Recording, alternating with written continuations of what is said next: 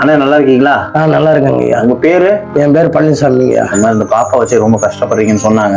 அதனாலதான் இன்னைக்கு வந்து உங்க வீட்லயே வந்து பாத்துட்டு போயிடலாம். வந்து பார்த்த ஒரு நிமிஷமே எனக்கு அப்படியே எனக்கே கண்ணு கலங்குது. என்ன இது பதில் சொல்ல என்ன பேசன்னு தெரியல. பாப்பாக்கு பிறக்கும் போதே கொஞ்சம் ஒரு வருஷமா கொஞ்சம் ஒரு மாதிரி மனநிலை சரியில்லாம பேசல நடக்கலைங்க ஐயா. இந்த வழி 20 வயசு வந்துருச்சு. பிள்ளைய 20 வயசு அந்த பாப்பாக்கு? ஆமா, அந்த ஒரு பாட்டுல இருக்கு பாருங்க. அந்த பாட்டுல கொடுத்தாத இப்ப தண்ணியை வச்சுட்டு தான் நான் இங்க வந்தேன்.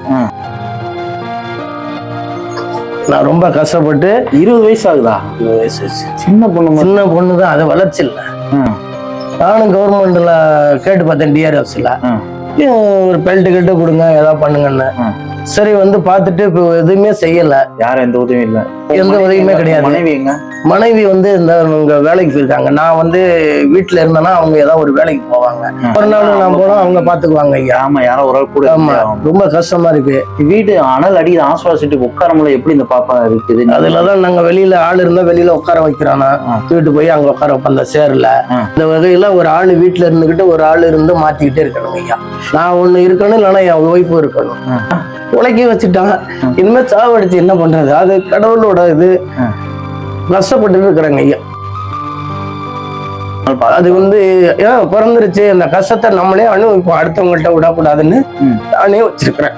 பண்றீங்கல்ல, உண்மை அது பெரிய இங்க பாருங்க, அழக்கூடாது. இது ஒரு தந்தைக்குமே தான் மகளுக்கு இப்படின்னா யாருக்கு? நீங்களும் இப்படி தெரிஞ்சிருந்து நீங்க வந்து இப்ப வந்து வீடுக்கு வந்திருக்கிறீங்க. ஏதோ முடிஞ்சதை செய்யுங்க ஐயா. டாக்டர் பாத்தீங்களா? டாக்டர்கிட்ட பெரிய ஆஸ்பத்திரியில 1 மாசமா வச்சு பார்த்தாங்க ஐயா. ஒன்னும் நடவடிக்கை சரியில்லை. பெரிய டாக்டர் எல்லாம் வந்து பாக்குறது இல்ல. பிஸ் அடிக்கடி வரும், மாத்திரை வாங்கி வருமா? பிஸ் வரும். அதோட நிலைமை என்னங்கிறத நானும் தான் புரிஞ்சுக்குவோம். சாப்பாடு அப்பதான் ஊட்டணும். இங்க வரு, இதுதான் ஐயா. இந்த மாதிரி நிலைமையில நானும் 20 வருஷமா போராடி வச்சுட்டேங்க. ஒன்னும் பண்ண முடியல. இப்பதான் வேலை விட்டு வரீங்களாக்கா? 100 நாள் நீங்க வேலைக்கு போனா அவர் பாத்துக்கலாம். அது இன்னைக்குதான் போறாங்க.